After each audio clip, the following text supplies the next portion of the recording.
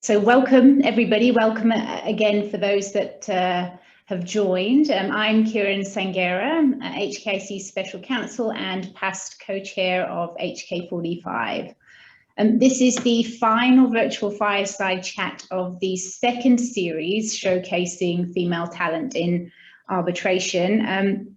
And we have the perfect guest to round out this series.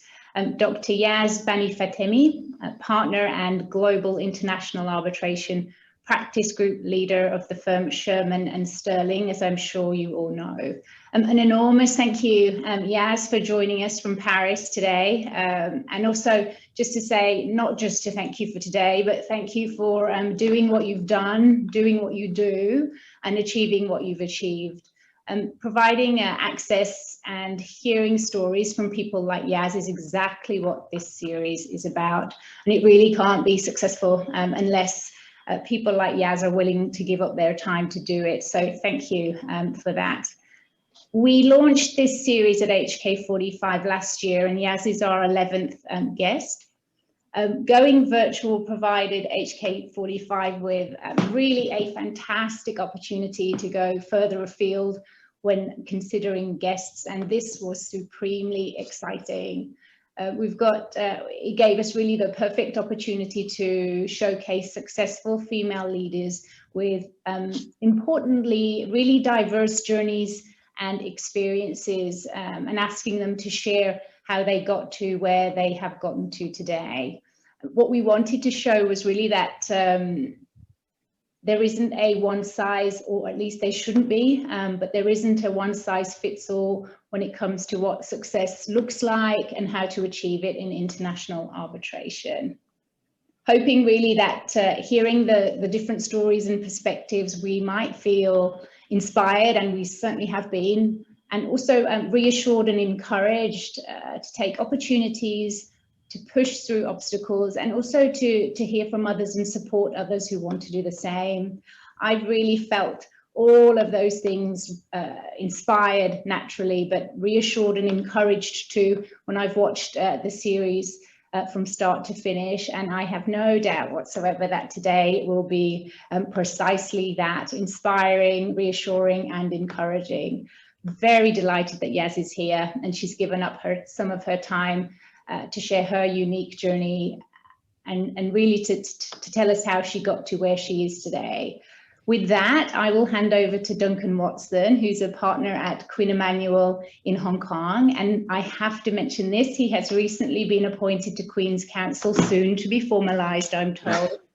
So well done, Duncan. Duncan is a member of the HK45 committee, and it was also an absolute pleasure to be a fellow co-chair of HK45 during the last term.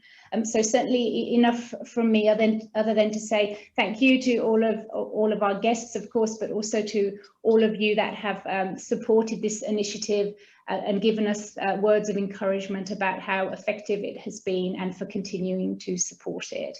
So with that, Duncan, over to you. Thank you.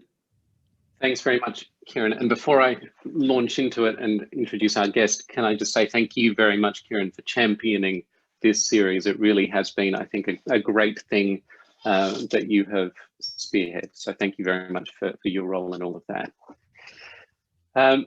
Our guest, as Kiran said, is Yas Banifatemi. Rather than spending some time introducing Yas, because that would take 5 or 10 or 15 minutes just to go through all of your achievements and accomplishments, what I'm going to do is dive straight in and ask you some questions and draw out pieces of your background as we go. So thank you very much for joining us and letting me put you in the hot seat and ask you these questions. Let me start right at the beginning. You were born in France, and then you grew up in Iran, but then you had to leave Iran with your family after the revolution and went back to France. Can I ask you, that unique background, how did those early experiences shape your outlook on life, really, but also your career? Thank you, Duncan. First of all, congratulations for your new Thank you. position. It's a great achievement. So congratulations, and thank you to Kieran as well. I did want to thank everyone for inviting me. Yes, I was born in France. I went to Iran when I was 3 years old, and I went back to France, or came back to France when I was 13. So it was, I would say that the 10 years that I spent in Iran were the 10 determining years of my childhood, which allowed me to speak the language, to know the culture, to really, absorb the sensitivity, the very unique sensitivity of an Oriental and of an Iranian, really the Persian culture, which is very dear to my heart. And I'm truly very happy to have had that opportunity, and much more than some of my fellow compatriots who were born here and never had a chance to go. Mm. So when I came to France, that was in 1980. That was right after the revolution and right before the war with Iraq. It was very dark times for Iran and Iranians. It was very difficult, I have to say. I actually had difficulty finding a school where I could crash, because it was the schools had already started, and it was difficult to get into a school. So I spent some time finding one, and I started a bit later than the others. So it's all, I think that what it first gave me was a sense of adversity, which I hadn't had until then. It was, leaving a country in difficult circumstances, rebuilding your life, and having to redefine yourself, and having to start in a new school with new friends, and you've left all your friends, and that type of adversity. And at the same time, these were dark times for Iranians. It continued later, but it started really then, and we started all having the reputation of being terrorists and this and that, and it was difficult to be an Iranian, period. And especially as a teenager, so it also adds to your burden. So in addition, I would say, to the sense of adversity, it also gave me a sense of fighting for my identity, and also being grateful for what I could find, because schools had closed down, foreign schools. I was in a French school, so schools had closed down. I no longer had access to education, or at least the education that my parents wanted me to have. I was grateful to be able to have access to that again, and in a free way, and so it was a sense of gratefulness, adversity at the same time, and also and having to fight to establish my identity, and a sense of determination. I think that it's a mix of all those things, and adding to that I was a teenager, so of course it gets ingrained in a very different manner when you're a teenager facing all that. And I'm not the only one, and a lot of that I have found in the famous Persepolis, that a lot of people know, the book, and it does reflect what people my generation felt living in Iran and establishing a new country. Interesting. And do you feel that those foundational experiences and lessons have stayed with you throughout your life and career? Definitely. They did define in some ways who I am today. Absolutely. And you said that during those dark times you found it, or it was hard to be Iranian. Can I ask, is it still, do you still feel that way? Sometimes, because I would say when I feel it, it's mostly the political aspect of it, either because of some types of prejudice that people have towards the country, or Iranians generally, or because I'm confronted with people from certain countries where there are political tensions between the countries, and therefore that reflects on how they perceive me as an Iranian. But other than that, no. I mean, the type of racism I would say that I faced the early days, I no longer faced. It's a different world at the same time. It's a things have evolved a lot, with the internet, and it's very, very different from what I knew at the time. Do you think those early experiences led you to the law, or did you always plan to be a lawyer? Is that what you dreamed of? Oh no, I didn't dream of becoming a lawyer at all. Does At all. anybody? That's a good question. I think, you know, the way that the French system, I mean, no, I never thought about a career before I had to make a decision. I was 18. And you know, the French system, I think today I really believe that the American system is really good one, because you're 18, you're very young. You just don't know what you want to do with your life. So, and then you have 4 more years to really specialize and have, you know, 1 or 2 or 3 specializations. But in France, you have to choose, and in a lot of countries really, you have to choose at 18, okay, this is what I'm going to do. So I had to, you know, I had to choose, and I thought about it, and I thought, okay, law looks like it's a good thing. And so I registered and I entered law school, and I have a rough 2 years because the first 2 years, because education being free in France, you know, they sort of pretty much take everyone on, but then selection starts once you're in school, and it's, you know, it's a very tough and rough 2 years. And then each year, so it's 2,000 the first year, you know, narrowed to 1,000, and the next year is 500. So it reduces as you go, so you have to work very hard. And so, you know, the first 2 years were just, you know, discovering really the field, and then slowly and surely I came to international law, which was really what I liked. But I would say law is sort of an accident. It was not something I chose because I wanted to be a lawyer. It was more, let's try this and I'll see where it goes. That's a surprisingly common story, even for people like you who are at the very top of the profession, which I find quite interesting. If you hadn't gone into law, if you hadn't sort of been channeled that way, what do you think you would have done? At the time, for sure, music, because I was I played the violin, and I was at a crossroad of entering the Conservatoire National, which is sort of the National Conservatory where, you know, professional musicians enter, and, you know, they pick up the career as a professional. So that's where that was my crossroad. So I chose actually between music and violin and law. So if I put myself in the shoes of the 18-year-old, that would have been what I would have done, probably, because these were my options pretty much. Right. Later on, I evolved somewhat because, you know, of course, you know, life changes things. But at the time, that would have been my choice. And looking back on that decision from where you are now, how do you feel about it? I do miss the music. I mean, as someone who plays the music, it's also a very competitive world. And, you know, especially in, you know, when you started as a professional, I don't know if I regret it, but it's something that I miss. Let's put it that way. Do you feel like that? I'm very interested in that. I didn't know that about you until just now. I'm very interested in it. Not many people do. Well, they do now.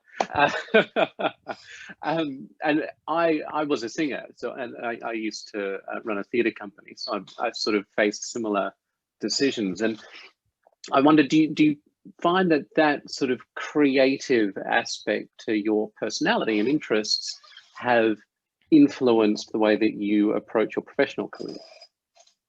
I think so. I definitely think so. Because also it's who I am. I mean, creativity is something that is extremely important to me. You know, it may well be because it's just who I am. It may well be because I get bored if I have just my routine, which is very much who I am. And you know, later on, I came to think, and that's something that I still love. You know, if I had the option later on, visual arts would have been something that I would love to do. You know, photography and cinema. I mean, these are two of my greatest hobbies.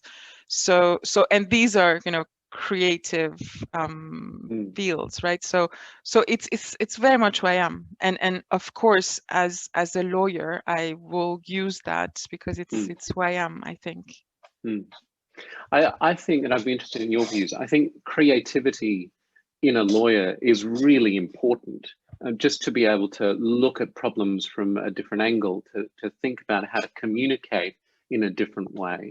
Do you think that has given you an advantage? I think so. I think so because it's I never say no. I never start out saying no, it's not possible. I always start out saying, that's an interesting issue. I'll find a solution because I know that I will find some way around it, or at least I will try. It may well be that the law is black and white and there's no way around it, and it does happen.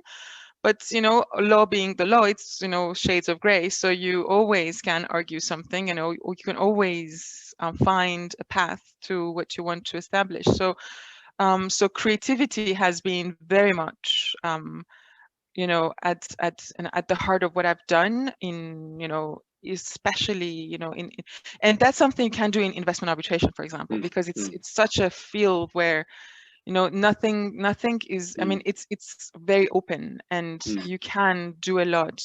I remember the first time we argued umbrella clauses, right? I mean, we did not create the umbrella clause. It was out there. It was just simply making the argument as to how it works and what it means. So yeah, get it out of your routine and get out of the just the box and try to think broadly and find a path to what can work. That's definitely something that I've done because I like that. I like creativity. Yeah, I think that's really important. And you mentioned hobbies. Do you still find time for hobbies, given everything else that you have going on in your professional life? I try to do. It depends on the time, though. It depends on the time and the period and how much time I have for hobbies. But absolutely, literature and cinema, I would say, and music. These are my three absolutes. So I always find time for music. I always find time for for a good book or go and see a good play, and I always find time to. I always find time to see movies or series, even if it's 1 a.m. and I'm tired and I just want to change my ideas. And I'm a big Netflix Prime fan, right? Because there's so much you can see, wherever you are. What is top of your playlist at the moment? I'm currently watching Succession on Prime, and I absolutely love the big fight, the Good Fight. Right. Which is, people talk me about Suits. I'm not very much a Suits fan, but I find The Good Fight to be extremely witty, extremely well written, and quite a nice hold on reality, and including reality as a lawyer. I really find it nice, and I'm really waiting for the 4th season to start on Prime. I can't bring myself to watch legal shows. I don't know how you do it. Because when they're witty, when they're good, no, it's good. But yeah, Breaking Bad is how I got into this. That's the problem. Right. Breaking Bad was absolutely that was your gateway drug. Yes, I have to say. I'm going to go back in time a bit now to your formal education as a lawyer. So you did a master's in the US and then a PhD in France. Why did you pursue further study in that way? Because I never thought it this way. I did want to do a PhD, and I remember at the time people asking me, because it's it's no longer the case maybe, but it was when I did all that. It was a world where there was a lot of labeling. So you would do a PhD if you want to become a full professor. So people would ask me, do you want to become a full professor? And my answer was, I don't know. I know that I want to do research. This is really what I'm drawn to. And I want to spend a few years just on a topic and show myself more than anything else that I'm capable of taking something which is a big project and taking to the end. And if it's a research where my intellect will be at play and I will have to face adversity, I will have to face a challenge, that is what really was interesting to me. And then me being me, I never had plans, so I was never thinking I'm going to do a PhD and then I will become a professor. It was more, I'm going to do a PhD and then I'll see what happens. So and then when I started the PhD, I got involved in teaching because I I had a lot of support at the time with some professors in Paris at Paris University, and so I started teaching, and because I think that what they wanted, their plans for me was that they wanted me to become a full professor. So they sort of took me in and told me, yeah, you start teaching and you'll see. So I started and I loved it. I absolutely loved it, and I thought, okay, I like this. Then so I did that for about 4 years or so, and then I started, and again, this was a different world than what you have today. It was not, it was not the world of the internet, and this everything is in the open. It was much harder to, go beyond boundaries, and I felt constrained in some ways. I really felt that I want to go beyond my boundaries in France, and I need to, and also because I had an international background, right? I'm French and Iranian, so I wanted to see something else. I wanted to go beyond what I knew. And I felt strongly about going to the US and studying in the US just to see something else, just to understand, how law is taught elsewhere, and to have a new challenge, because again, I get bored. So I wanted something else. So, and then I was admitted, I went to Harvard Law School, and then that's where I discovered arbitration at Harvard Law Schools. And then it was like, this is what I've been looking for, right? Because it was sort of capturing everything that I liked, which is the ability to do research and thinking on extremely complex issues of law, which were not determined, which, on which you could have a hold if you had that ability to be creative, that it would change from one case to the other. So every case was very different, very international. And it just had all of the ingredients of what I could like doing as a profession. So that's how things evolved in a way, and my non-plans could change easily because I had no plans. And then I thought, okay, actually like this better than being a full professor. And it was a tough period because there was a lot of resentment when I decided to embrace arbitration rather than going back to academia and become a full professor. So resentment that's from the other resentment professors, from those who supported me and wanted me to stay. And I mean, I'm not saying it in a negative way. It's really people who supported me. I'm forever grateful to them. And I specifically think of Professor Kombako, who got me started, who gave me the first teaching, and who had faith in me. So I think he was disappointed. He told me so, but he also understood that, I want to broaden my horizons, and I wanted to be a practitioner, because I felt that being an academic only, I would not be in the action, and I really needed, and that was one of the ingredients also that was in the arbitration field, that I can actually be in the action and I can be a player of that action. That was interesting to me, rather than sitting in the back and observing and commenting, right? That I like that too, but I want to be in the action because it's who I am. I want to play. So he understood that. But that's how everything got defined, and one thing led to the other. Not having plans again. I think that pressure of expectation is probably something that a lot of people listening can relate to.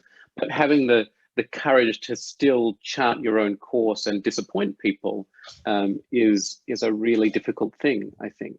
It is. We touched on it a little bit, but what were some of the other challenges that you faced as a young female Iranian student in France and in the US at the time? As an Iranian student, I would say the very early days, it was more being an Iranian than being a female student that came later. The misogyny, I think, to the extent that I was subjected to that, came later when I entered the professional world. But again, it was not something very obvious. It has very subtle ways of expressing itself. So it came later. I don't know how to say that. I think I'm such a perfectionist with my, and I'm very demanding on myself. I'm demanding generally, but I'm very demanding on myself first and foremost. So I would say that the main challenge was me being satisfied with what I do, and because I set the bar very high for myself. So actually being happy with what I do, and to meet the standard that I've defined for myself. So to that extent, I did not really pay attention to what people around me would say, because I always took for granted. And that probably, going back to your first question, that probably went to my childhood years, and that sense of adversity, and having to face what people say, and having learned that whatever you do, people will say things, and they and there's nothing you can say about it or do about it, because if they will say it, they will say it. And so deciding early on that who I am is who I am, and I cannot change that. I certainly cannot change the fact that I'm a woman, or that I'm Iranian as well as French, and so it's part of my identity. And some people will like me, some people will not like me, and that's a fact, and I'll take it as a fact. I'll do my best always, but that's it. So you have to learn that and to embrace it, that you will always face adversity or people who will find something to be a problem with you. And if you don't build a strong sense of identity, you never can face that. So I think that those early years taught me to build a strong sense of identity, and that is what I have always had with me. And it sounds like on top of that, there's a real sense of focus and determination and sort of relentlessness, and an ability to shut out the noise and the criticisms, which I think is also very difficult. It is, and you learn it doing it. I'm not insensitive, of course. I hear things, they can be hurtful. I'm human, of course, and I hear things, and they do hurt me sometimes, but you learn to live with them, and you learn to accept who you are, and that who you are can raise a number of things and emotions and reactions, and again, some people will like and some people won't. So I focus absolutely when it comes to, I can be very focused on something when it's a project or I have something in mind. I can be very determined when I have something in mind in terms of a project or an initiative or something that I care for. But I'm not focused in the sense of, or I'm not determined in the sense of, I have plans and I'm gonna, and I've seen that over the years. I've been impressed with people who start and say, at age 30, I will have done this, at 35, I will have done that, and then this and that. That's the opposite of me. I've always been, okay, let's see what happens. Because I like that much better, because it sort of frightens me to have a set plan, because it never goes the way that I want anyway. At least it doesn't work for me. And I'm much more, that's, to me, is the meaning of life. Life is something that is out in the open, and I want to grab things, and I'll see what happens.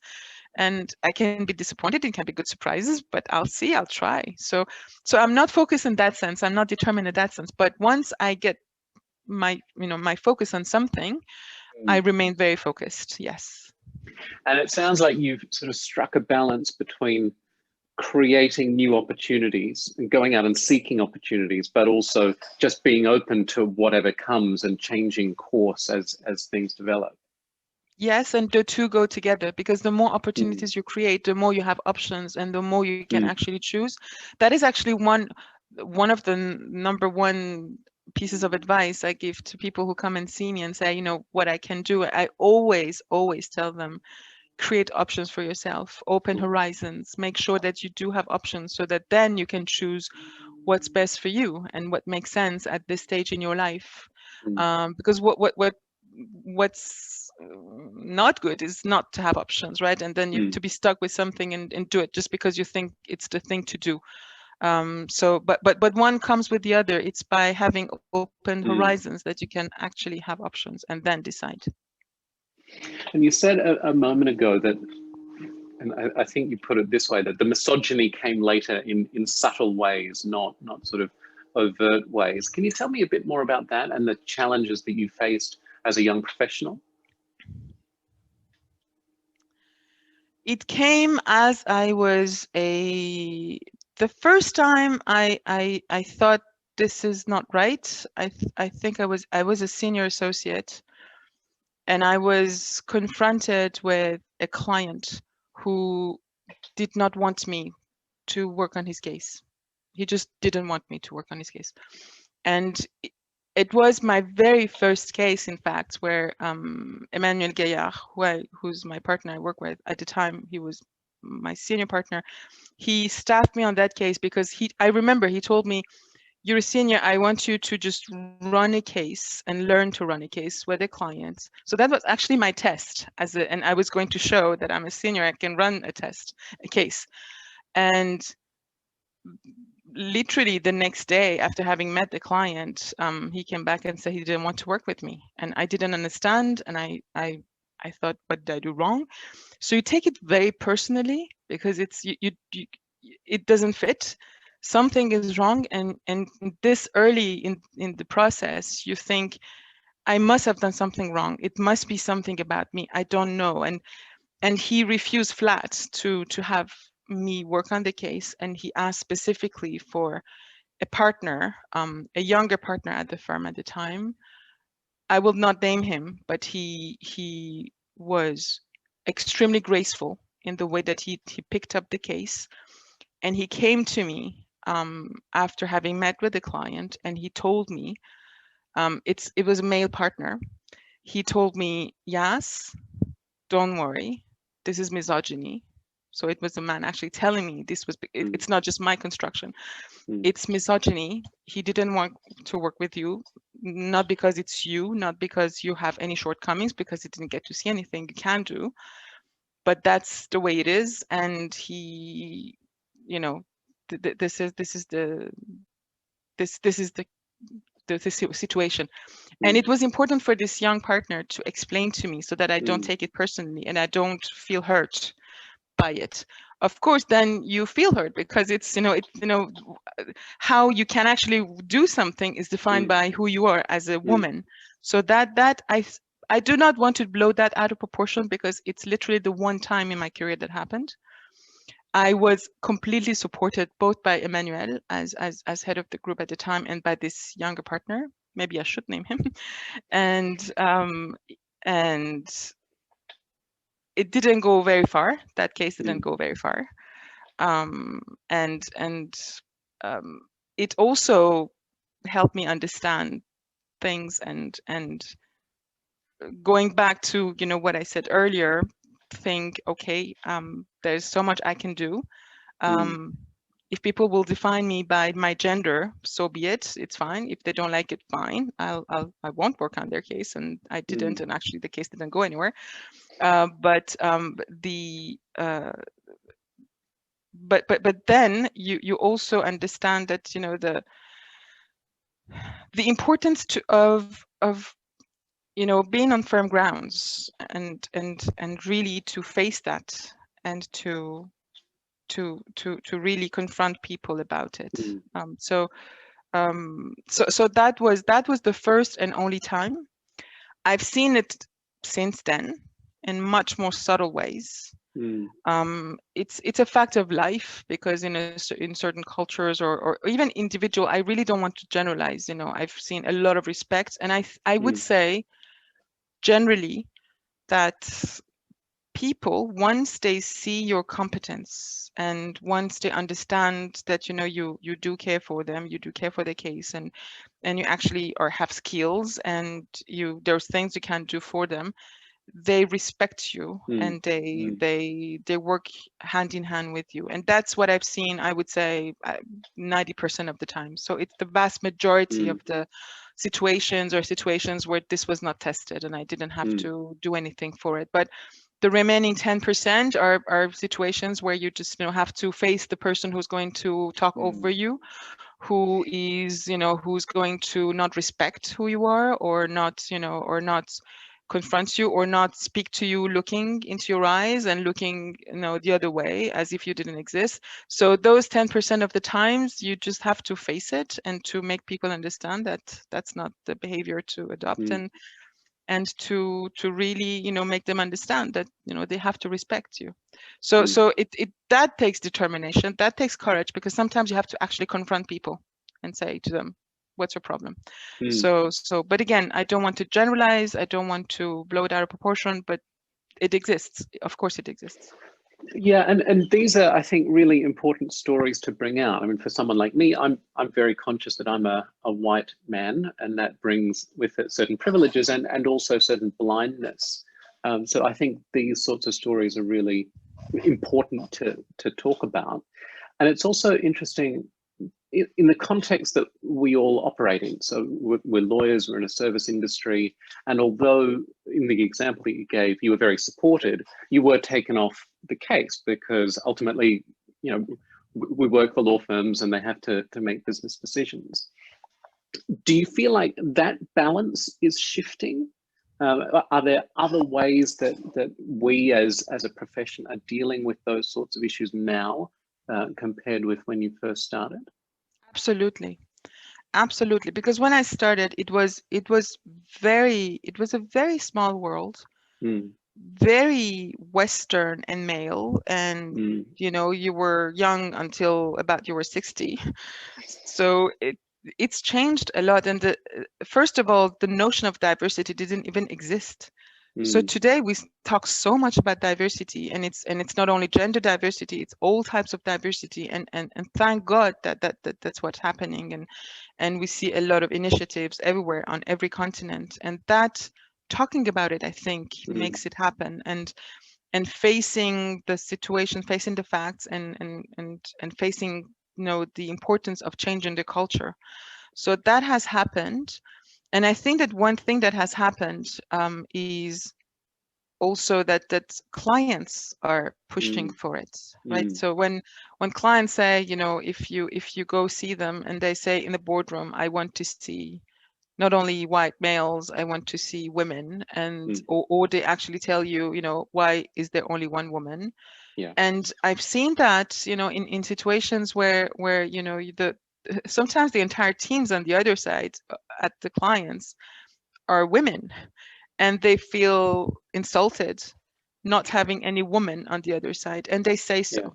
So I think that what has changed, the law firm mentality, is to be forced into changing their own mentalities for this, at the very least, for the sake of pleasing clients. It's sad. Because I think that you have to do something because you believe in them and because you think it's the right thing to do, not because you're forced to do that. But if you look at the big picture, to a large extent, this is what may change also mentalities, because as you bring in more women, as you bring in more people from different ethnicities and regions and languages, mentalities will change by definition, because you inject a lot of more diversity of thought and diversity of culture. So slowly but surely it will change. So it's not very different from affirmative action in the US. I was a huge opponent of affirmative action because culturally it's very far from me. And as a woman, and I know, having discussed this with people from my previous generation who only want to be considered for their competence and their skills and nothing else. But it's a generational thing, because we had to fight so hard, and even more than me, women before me, we had to fight so hard to establish competence and to legitimize ourselves. And we had to work sometimes twice as hard to show that yes, we are competent, that we don't want to be the excuse of diversity. So affirmative action is something that I disliked very much, but I've grown in a different way, because I see that by forcing things, they will happen. In France, when they changed the law and they forced parity, and they said that at board level you have to have this percentage of women at board, it did change things, because then a lot of more women came on board, and they could change the mentalities, and it simply, you know, gives people the habit of seeing women, right?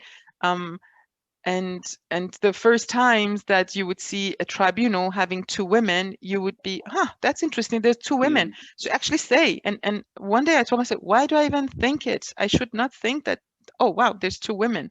It should be as natural as having 3 men, and nobody wonders why there's 3 men, right? So that's the day when we achieve something, which is that whoever it is, whatever nationality, whatever language, whatever gender, we just don't notice it anymore. It's just, you know, it's just natural. You know, it's men, women, Asian, African, Latin American. It doesn't matter. You know, we're all the same. So that we're still a bit of way to get there, but we are getting there. And I started 23 years ago, and I would say that it has changed tremendously from a very white Western WASP world to a much, much more diverse world. And thank God for that. Can I change gears slightly now and talk about your professional responsibility? So you have, you're in very senior management roles in your current firm. You're head of the practice, you're head of the energy group, and you're about to go off and be a named partner at your own firm. And of course, also you're running cases and appearing in hearings and acting as arbitrator. How do you balance all of those competing obligations? It's hard. It's a lot of work. It's a lot of work, and the difficulty, the challenge, I would say, is to precisely remain focused on all of them at the same time, but at the same time, once I'm on one thing, to be on that thing fully and completely. So that is the challenge. So it's a mix of one thing at a time, but at the same time having everything else running and knowing, you know, when is the good time to switch from one thing to the next. But to also, because when you take responsibility for a group or team or a client, it doesn't matter. When you take responsibility, it's your duty to do your best to meet your responsibility. So I always try to do that fully, and at the same time, you know, having in mind the rest and do it as well. So but it's also a lot of time, you know. It's you know, I work hard, so it doesn't come easy. Unfortunately, that doesn't decrease the more senior you get, does it? It gets worse, if anything. Right. I should say to everybody listening, please ask questions on the Q&A, and I will do my best to leave some time for that at the end, although I may just monopolize all of the time. Yes, I mentioned that you have just announced that you're starting your own firm with Manuel and some of your other partners. What prompted that, and what part of that challenge are you most looking forward to? What prompted that is really that as you know, the firm grew, it became a broader and bigger platform. The conflict of interest really make it hard for us to select our clients and to really do the type of work that we want to do, we're doing. So the conflict of interest in big structures, such as the structure where I'm currently, are a problem increasingly when you do disputes, and it's a question of compatibility between the type of clients that, you know, we can have and the type of clients that the firm wants to have. So at some point, and a lot of people before me have come to the same conclusion, right? And so that there's nothing new about that. And and some people ask me, why didn't you do it earlier? I think it's a question of simply, I've been very loyal to Sherman & Sterling. It's a firm where I started. It's a firm when I was trusted to build my practice. It's a firm where I have a lot of friends, where I grew a practice with Emmanuel, and leaving that firm is it's difficult, because I'm leaving behind friends and I'm leaving behind people I work with on a daily basis. So the decision was extremely difficult. And the actual process of leaving is even more difficult. But at some point you think, okay, so with these conflicts, and also the time management that it takes, it gives me, and that goes to your previous question, in fact, you know, there's a lot of management time that you spend in a big structure doing everything that you do on top of everything else. At some point, you have to either choose, or you do everything and you do everything bad. And I refuse to take on responsibilities and not do them well. So I think that having a sort of a sole purpose or sole specialization firm where we really are going to be focusing on, you know, on a select type of clients, no longer having the conflicts, and being able to run sort of a more smoothly a team will actually save me a lot of management time. So that is something I'm looking forward to, because not that I dislike it, I love it, but it's that it's I don't want it to be at the expense of something else, and I really want to focus on my practice. I want to focus on writing. And I haven't had time properly. You know, I had a number of projects that I could not really. So that was the one thing that I sacrificed, was my writing, and I didn't want to do that anymore. So it will give me hopefully more time. The less management I do, the less, you know, and in big structures you have to do all of that, right? Because it's not only your team and your group, it's a broader platform. So that will save me time for my practice, and that's something I'm looking forward to. But leaving the firm and I think that the 23 years of the firm speak for that. You know, I've been loyal, and I've been happy here. So that's, you know, so that's the reason behind it, and that's what will now probably be the next step, which is really focusing on the practice, on the team, and continuing to manage the team for that matter.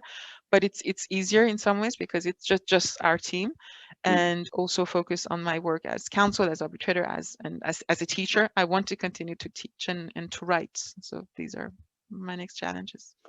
I want to try to draw out now from you some of your practical wisdom in terms of your counsel work, your arbitrator work, building a practice. In terms of advocacy, appearing in a hearing as lead advocate, what are some of the things that you've seen done very well, and some of the things that you've seen done very badly? And if you can tell us some of the highlights and lowlights of your own experience, that would be very interesting too. That's a lot of questions. It was, sorry. Things I've seen done well. I have to say, as arbitrator, my nightmare is counsel who do not respond to questions, who avoid the tough questions. So I think that, you know, I've been impressed with counsel who are able to take frontally the difficult questions, because ultimately these are the questions that will determine the outcome, and you have to face them, right? You know, if they do not answer, somehow you have to answer them for them. And I'm not going to invent arguments for the parties, so I need to make sure that I get right the position of the parties. So I you know, and so seeing counsel who know the weakness of their case, because there's always a weakness, and who take that head on and explain the, you know, why they should prevail, or you know, it may or may not be convincing, but at least they face it. At least they advocate for their case truly and all the way. So that is what I've seen worst and best, and I've been impressed with counsel sometimes, and you know, very, very high skills I've seen, of course. As an advocate myself, I would say my low point was my first cross-examination, probably. I engaged in it was a legal expert. God bless his soul. It was Rudolf Dolzer. And you know Rudolf Dolzer. An easy one to start with. Oh, God. An easy one for your first cross-examination. First cross-examination. He was impossible to cross-examine. You know what I'm talking about. And I made the huge mistake as a first cross-examination to engage into a legal debate, right? And believing that it's about right and wrong.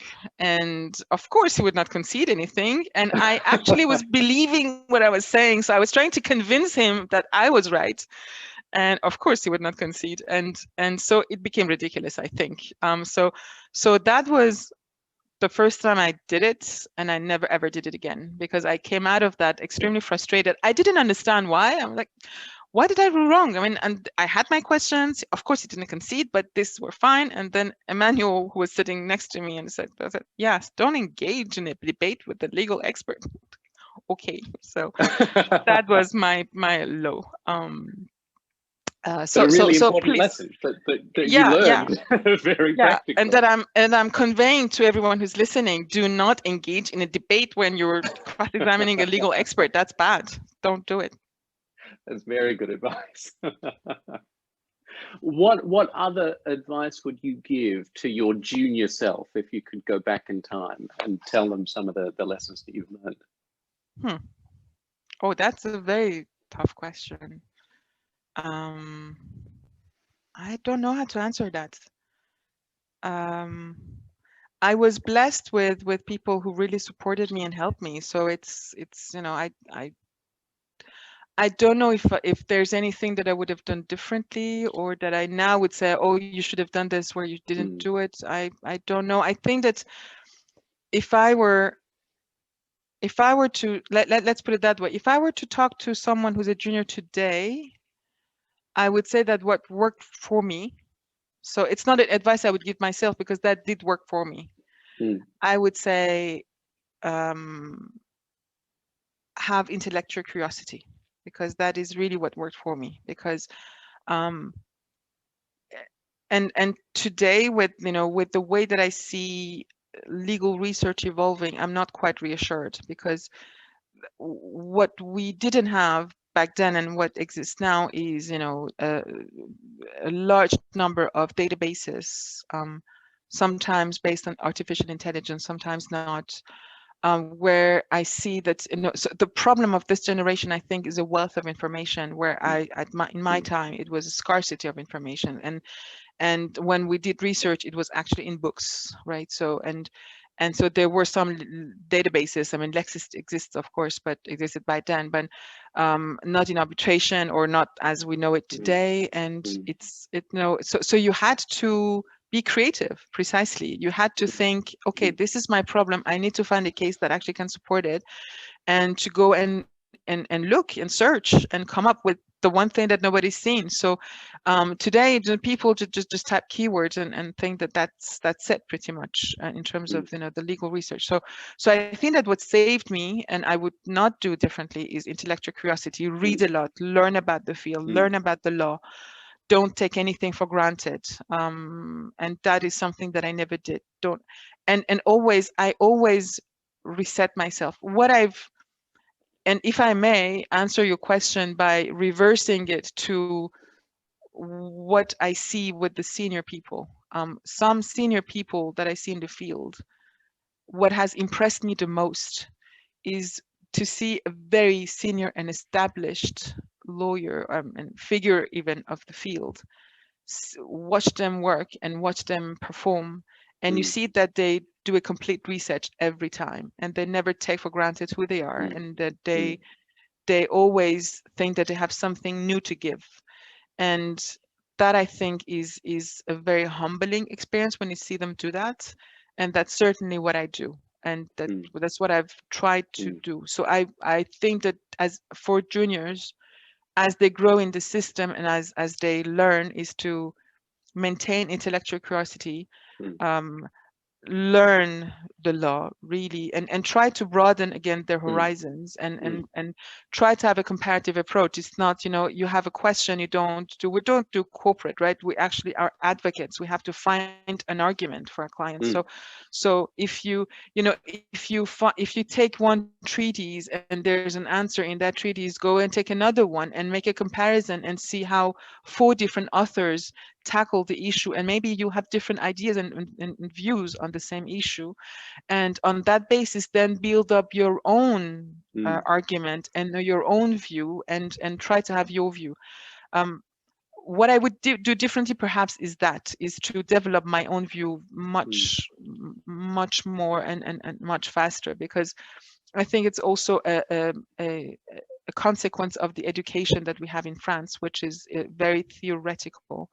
I think that in England and the US, it's people are confronted faster to the realities of things and the practical aspects. So so you don't question the seniors, right? You just take for granted whatever professor says something, that's the Bible, and you have to take it. No, build your own views. And that's what I teach to my students. And when they say Professor Scheuer says that, it's great, perfect. Professor Scheuer says that. What do you think? What's your own view? How do you get there? What's your reasoning? Build your reasoning. I want to know. And then I test them and I challenge them. So that is what I didn't have enough of as a student. And I try to convey when I have students. And I think that I probably would have done more of that as a junior, from the subjective perspective, try to have more of my own view rather than just thinking that whoever says is right or wrong. So that is very important, because it's a field where there's now, of course, in law there's no right and wrong, and in this field particularly, there are very differing views, and there's no, and lex arbitraire.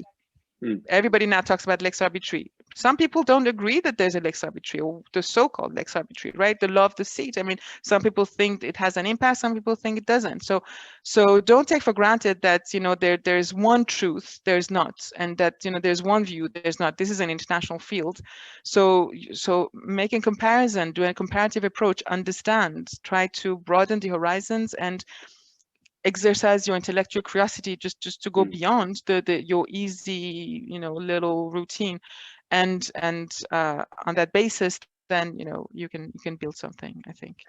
And I think that ties in very clearly with that theme of creativity that we were talking about a little while ago. I think, and I agree with you, that it's so important to have that broader horizon and bring your own creativity and critical thinking to these things, which I agree with you isn't always done. I only have a couple of minutes left. I want to ask you lastly about mentorship, and then I have a couple of quick fire questions to throw at you to wrap up. But firstly, mentorship. We've touched on this a couple of times over the last hour or so. It sounds like you've really benefited from it in your career. Can you expand on that a little bit for us about the importance of mentorship, and also how important it is for you now to act as a mentor? I have benefited from people's trust and faith in me. It's not a gender thing. It's really, and most of the people who have supported me were men, in fact. So I would, if I were to talk about a mentor, I think that what would get the closest to that is, of course, Emmanuel Gaillard, who took me under his wing, taught me most everything I know in arbitration law, and most importantly, put his faith in me and trusted me, and trusted that I had competence and skills, and allowed me to develop that and really to be myself. He allowed me to be myself, and that is very important as a mentor. You do not impress upon people who you are and your own identity. You allow people to grow within their own world and who they are and their own identity. I had some others who believed in me before that. Professor Kombako is one. I would also mention Mr. Siko, who was the first lawyer I worked with as a student. It was a student job, and he has actually one of the best established practices in labor law for international civil servants. So he represents a lot of civil servants in international organizations. And what he taught me was, this is a small world. Behave ethically with everyone, because you will find them on your way someday. It's very true. And that I say that to the younger generation. But talking about mentorship very, very specifically, to me, it's very important, because it's essentially sharing experience. It's what I'm doing today. It's opening up. It's to share the difficulties that you've had as a person and as a professional. Is to listen a lot to people's questionings and doubts, and to give them the tools to face the difficulties that you know, and to do that, as I mentioned, respecting who they are and respecting their own identity. So to allow them to, you know, grow, but not in a way that is different from who they are. Not believing, and I see a lot of that, not believing that they have to enter a mold or you know, essentially do things exactly the same way that somebody else did, because we're all different and we all have to find our ways. And when people ask me, where's my place? What can I do? I always tell them, you will find your place. There's a place for everyone. You will find your place, your own voice. You just have to listen to yourself and to allow yourself to grow and to find that unique voice that is your voice, and to express that voice. So, and that is important because, and that's the teacher in me. I think that it's important. It's sharing. It's simply sharing. It's sense of sharing. And I think it's our duty as those who have been in the system, as teachers, as professionals, in whatever capacity, it's our duty to pass the baton to the next generation with, you know, and giving them all the tools to understand the world and to find their place in the world, and to accompany them. It's really, you know, accompanying people. And I've been in touch with a lot of former interns at the firm, and they've become friends. And, you know, 10 years, 15, 20 years later, I'm still, you know, watching over them. And it's wonderful because I see how they've grown and what wonderful people and professionals they've become. And it's just simply to accompany them also. You're not a mentor and you stop overnight. You know, you don't do it for 1 year and that's it. You know, if you're a mentor, if you want to help and share and accompany you, it's a lifelong engagement. It doesn't stop. I think that's a really powerful and meaningful way to end. So thank you for everything that you've shared. I feel like we've covered a lot of territory in the last hour, and it was a real pleasure for me to speak with you about all of those experiences. Before you go, I have to thank you. Can I say something, Duncan? Of course, Can yes. I say something? Thank you for your very thoughtful questions. I think you have a true talent as a psychoanalyst because you got out of me things that I've never said, or, you know, that I'm now said publicly, but it's been a pleasure. It's been a true pleasure, Duncan. Thank you. Thank you. And if I get sick of being a lawyer, I'm glad to know I have a backup. You do. But very quick questions before you go. Early riser or night owl? Oh God, both. Both. I think that's the only honest answer as a lawyer. Precisely. When I was younger, I would say night owl. Right. I still am, but I love the early hours. Right. I love the rise. Cooking at home or eating out? Oh, these days, cooking at home and loving it. Wow. Working from home or in the office? These days, I'm doing both because of the transition. But COVID has taught me that actually working at home is fun, but that you have also to have to share and to meet people. So you have to do a mix of both, and that's nice. But actually working from home is not bad.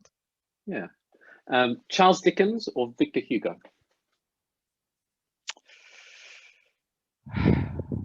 That's a tough one. Well, Dickens. Wow. Favorite movie? Oh my God, this is difficult. I can't. I have my top 30 if you want, but favorite movie is impossible. Oh, I would say, okay, one that stands out, and the people who have been in my office will know, it's because it's a huge picture on my wall, is Singing in the Rain. Wow. I think I've watched it.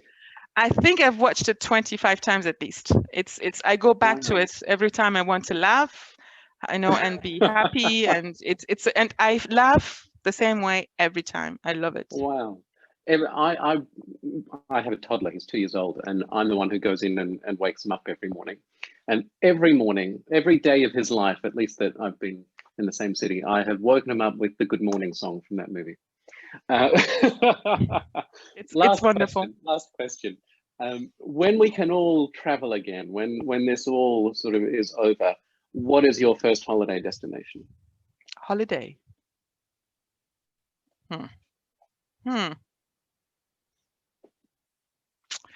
It will depend on how far I can go and the sanitary conditions. If it's not too far, probably Morocco or Italy. If I can go farther, maybe Colombia. Ooh, wow. Or Mexico. Oh, all great choices. Or Argentina. I don't know. We can all daydream. Yeah, I know. Thank you so much. I think I've gone You, a little bit over time, as I always do, but thank you again so much for this. It's been a real pleasure for me. For me too. Thank you. Bye, everyone. Thanks, yeah. And thank you, Kieran. Bye, everyone.